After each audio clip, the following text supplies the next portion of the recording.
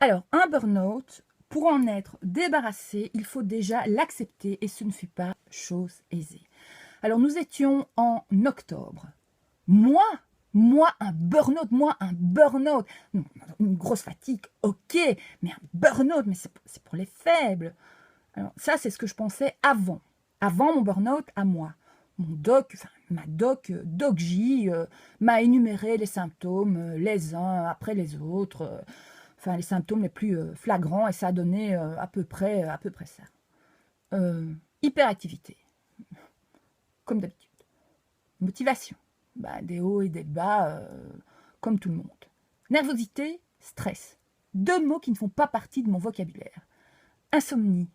2 ou 3 heures de sommeil par nuit, c'est suffisant, non Fatigue physique et psychique. Un petit peu, un tout petit peu.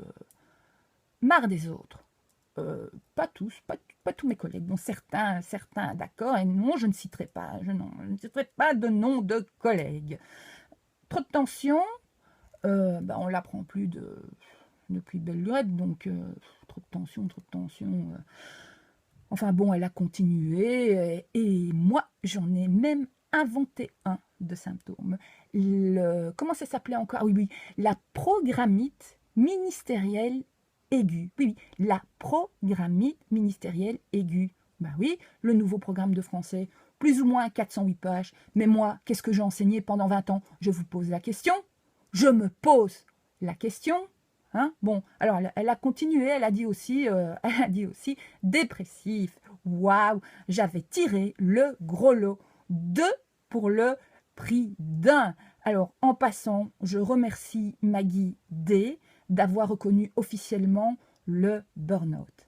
Donc, Doc J ne m'a vraiment pas laissé le choix. Elle a dit repos jusqu'en décembre. En décembre, c'est une blague? Oui, mais non, hein, en décembre. Super, les journées de prof.